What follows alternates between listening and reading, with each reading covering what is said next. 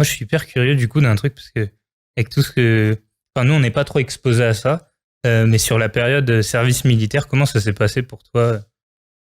Service militaire, c'est une des expériences, une des pires et des meilleures expériences de ma vie. Alors, je le dis souvent, je préfère passer 1 an en prison que passer 1 an à faire le service militaire. Parce que 1 an en prison, tu peux dormir. 1 an en prison, t'as pas besoin de prendre des douches froides tous les jours avec de l'eau glacée. 1 an en prison, t'as pas besoin de porter des sacs de 60, 70, 80 kilos. 1 an en prison, t'es pas minuté à chaque chose que tu fais. 1 an en prison, t'as pas besoin de continuer à courir alors que t'as la cheville à moitié pétée. 1 an en prison, t'as pas besoin de faire des trucs où tu penses que tu vas mourir. Donc c'était de loin la période la plus éprouvante pour moi dans ma vie.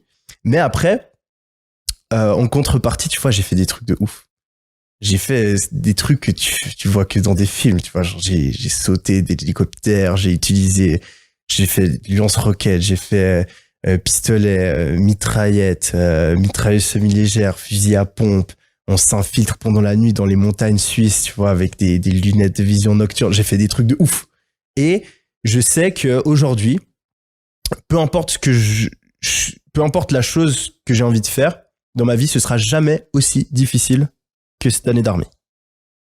Jamais aussi. Quand j'étais à l'armée, on rentre tous les samedis, on peut rentrer. Donc on peut rentrer chez soi et tout. Juste le samedi, au final, tu dors juste parce que tu récupères de ta semaine.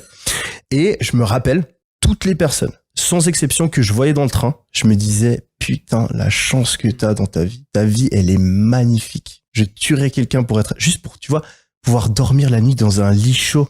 Parce que tu dors, allez, il fait des températures glaciales, il pleut, machin, t'es dans une tente, elle est même pas fermée sur les côtés. Tu sais, c'est juste une bâche comme ça, tac. Et t'as l'air qui rentre comme ça sur ton sac de couchage, tu dors pas. Et tu dors 2 heures, et un mec qui vient, il te réveille, tu dois aller faire la garde. Non, mais, de la souffrance, mais t'imagines même pas. Mais après, tu vois, ça m'a appris tellement de choses. J'en ressors tellement grandi que je suis super heureux de l'avoir fait. Mais très, très, très, très, très difficile comme expérience. Donc, si c'est à refaire. Ah, je le refais. Mais après, tu vois, c'est aussi, c'est parce que j'ai fait l'armée dans les forces spéciales, tu vois. En Suisse, t'as différentes affectations. Et du coup, ben, moi, je me suis dit, vas-y, t'as un an, vas-y, va dans le truc le plus difficile, tu vois. Donc, si tu veux, on commence genre à 100, tu vois, et à la fin, on est genre 10, tu vois. Donc, il y a tout le monde qui quitte, tu vois. Genre, t'as plein d'étapes de sélection. Donc, c'est un truc de personnes qui kiffent se faire souffrir, tu vois. Ouais, non, mais c'était un kiff. Toujours dans l'extrême, quoi. Ouais.